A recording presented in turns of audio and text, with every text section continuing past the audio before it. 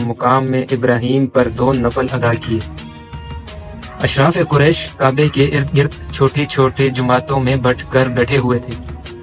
آپ ہر جماعت کے پاس آتے اور فرماتے، یہ تمہارے چہرے خاک آلودہ ہو، جو چاہتا ہے اس کے بچے یتیم ہو، اس کی بیوی بیوہ بنے، وہ اس وادی کے پار آ کر میرا مقابلہ کرے۔ سنو، میں مدینے ہجرت کر رہا ہوں، کون ہے مقابلے کو تیار؟ آئے میدان میں۔ للکار فاروقی کے سامنے سب کی بہادری دم توڑ گئی اور کوئی بھی مقابلے کو تیار نہ ہوا۔ اس کے بعد جماعت در جماعت ہجرت کر کے مدینے میں جمع ہونے لگے، حتیٰ کہ سرور کونین صلی اللہ علیہ وسلم خود ہجرت کر کے مدینہ نازل ہوئے۔ آپ صلی اللہ علیہ وسلم نے مہاجرین اور انصار کے درمیان بھائی چارہ قائم کیا۔ انصار نے اس میں جان نثاری کی مثال قائم کر مدینے میں اب مسلمان سکون اور اطمینان کے ساتھ عبادت کرنے لگے تھے کہ غزوہ بدر کا عظیم موقع پیش آیا۔ امیر المؤمنین اس موقع میں حضور اکرم صلی اللہ علیہ وسلم کے لیے اپنی مخبرانہ رائے، معاملہ فہمی اور شجاعت اور بہادری سے اس موقع میں مسلمانوں سرخرو ہوئے۔ کامیابی اور کامرانی ان کا نصیب بنی اور کفار کو شکست سے دوچار ہونا پڑا۔ اس موقع میں سرداران قریش بڑی تعداد گرفتار ہوئی۔ اس بات پر بحث ہونے لگی کہ ان کے ساتھ کیا معاملہ کیا جائے۔ سیدنا ابو بکر صدیق رضی اللہ تعالیٰ عنہ نے اور دیگر صحابہ کی رائے یہ تھی کہ ان سے فدیہ لے کر آزاد کر دیا جائے، جبکہ امیر المؤمنین کی رائے یہ تھی کہ ان سب کو قتل کر دیا جائے۔ آپ علیہ السلام نے حضرت ابو بکر رضی اللہ تعالیٰ عنہ کی رائے پر عمل کیا اور ان تمام کو فدیہ لے کر آزاد کر دیا۔ اس کے علاوہ آپ نے جنگ احد، خندق، خیبر اور فتح مکہ جیسے عظیم موقعوں میں نمایاں خدمات سر انجام دیے۔ سیدنا ابو بکر صدیق رضی اللہ تعالیٰ عنہ کی وفات کے بعد آپ خلافت میں آئے۔ اپنے 10 سال کی دور خلافت میں فارس، روم، ایران، عراق، شام، بیت المقدس جیسے عظیم سلطنتوں کو فتح کیا، وقت کے فرعونوں کی حکومت کی تختے الٹ دیے، پوری دنیا میں اسلام قائم کیا۔ اپنے دور خلافت میں ملک کی نظم و نسق کو باقاعدہ منظم کیا۔ آپ کی حکومت میں ملک کی تمام ضروری شعبے وجود میں آ چکے تھے۔ اپنے مملکت کو سب صوبوں اور ضلعوں میں تقسیم کیا۔ ہر صوبے میں بڑے عہدیدار مقرر کیے، جن میں حاکم صوبہ، حاجی، فوجی مقامات، منشی، کلرک وغیرہ شامل تھے۔ ملکی اور قومی مسائل مجلس شوری میں پیش ہو کر طے پاتے تھے۔ آپ اپنے دور خلافت میں حکام اور حکومی ملازمین کی کڑی نگرانی کرتے تھے۔ اگر ضرورت پڑتی تو عدالت کے کٹہرے میں لا کر کھڑا کرتے۔ آپ نے قابل زراعت زمین کے لیے نہریں کھدوائی، زراعت کے پیسے کو فروغ دیا اور عشر و خراج کے لیے منزل محکم قرار دیے، جیل خانے اور بیت المال جیسے عام شعبے ترتیب دیے، تعمیرات کو سرکاری طور پر ترقی دلوائی۔ آپ نے نئی آبادیاں قائم کی، اس میں بصرہ، کوفہ اور دیگر شہر شامل ہیں۔ اشاعت اسلام کے لیے آخری آپ کی خدمات قابل قدر ہے۔ آپ کے اثرات پر قرآن جو اساسہ اسلام، دستور اور منشور ہے، مرتب کیا گیا۔ آپ نے اپنے دور خلافت میں اس کے درس و تدریس کو رواج دیا، معلمین، حافظ اور موذنین کی تنخواہیں مقرر کی۔ اشاعت حدیث کے لیے بھی صحابہ کو مختلف ممالک کی طرح روانہ کیا۔ آپ نقل احادیث میں بڑی احتیاط فرماتے تھے۔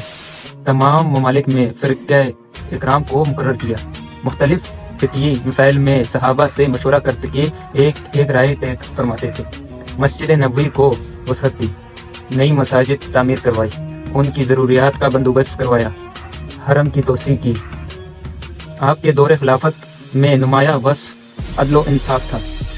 شاہ و گدا، امیر و غریب، عزیز و بیگانہ، سب کے لیے ایک ہی قانون تھا۔ عدل فاروقی کا دائرہ صرف مسلمانوں تک محدود نہ تھا، بلکہ ان کے دیوانہ عدل مسلمانوں، یہودی اور عیسائی سب کے لیے یکساں تھا۔ آپ فطرتاً ذہین اور صاحب رائے تھے۔ آپ کی رائے کے مطابق کم و بیش 20 آیاتوں کا نزول ہوا، جنہیں معافت عمر کے نام کیا جاتا ہے۔ اسیران بدر، اجان، حرمت شراب، مقام ابراہیم کو مسلح بنانا اور ازواج مطہرات کے پردے سے متحرک رہا مشہور ہے۔ قربت نبی علیہ السلام کی وجہ سے آپ کو احکام میں بہت مہارت تھی، اس کے باوجود بھی کسی مسئلے میں الجھ جاتے تو بلا پیش صحابہ سے دریافت فرما دیتے تھے۔ قرآن مجید کی تلاوت کرتے وقت مشتدانہ انداز سے بڑا غور فرماتے تھے۔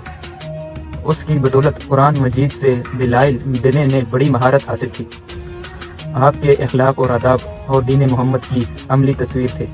آپ کے آئینہ ایک لاکھ میں خلوص، دنیا کی لذتوں سے اجتناب، حفظ لساں، حق پرستی، راست گوئی، تواجر ہے اور سادگی کا عکس نمایاں نظر آتا تھا۔ جنت کا پروانہ ملنے کے باوجود آپ کا خوف خدا بندی اور خشیت الہی قابل دید تھی۔ رات بھر عبادت، ذکر و اذکار میں مشغول رہتے تھے۔ نماز میں عموماً ان آیات کی تلاوت فرماتے تھے جس میں خدا کی عظمت اور جلال کا بیان ہو۔ ان کی آیات کی وجہ سے آپ اس قدر روتے کہ ہچکی بن جاتی۔ سیدنا عمر فاروق رضی اللہ تعالیٰ عنہ کے دل میں حب رسول اور اتباع سنت رچی بسی تھی۔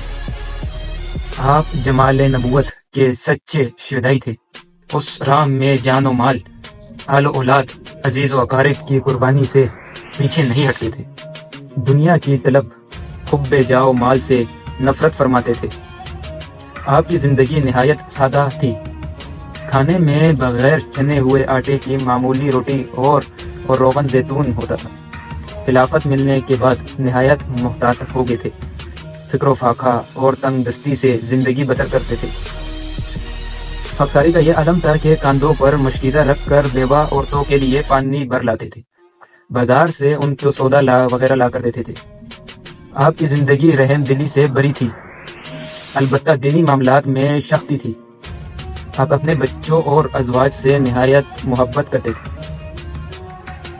روزنامے نے آپ سے اپنے آقا کے باری منصور کی شکایت کی۔ شکایت بے جان تھی، اس لیے آپ نے کوئی توجہ نہ کی۔ اس پر وہ آگ بگولا ہو اور صبح کی نماز میں خنجر لے کر اچانک حملہ کر دیا اور مسلسل 6 وار کیے۔ زخم ایسا کاری تھا کہ آپ اس سے جان بر نہ ہو سکے۔ آخری وقت میں اہم وصیتیں کی۔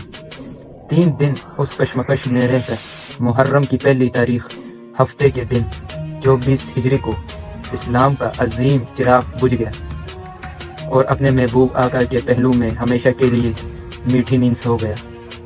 اللہ تعالی ہم سب کو قلب سلیم عطا فرمائے اور قرآن اور حدیث پہ چلنے کی توفیق عطا فرمائے، آمین۔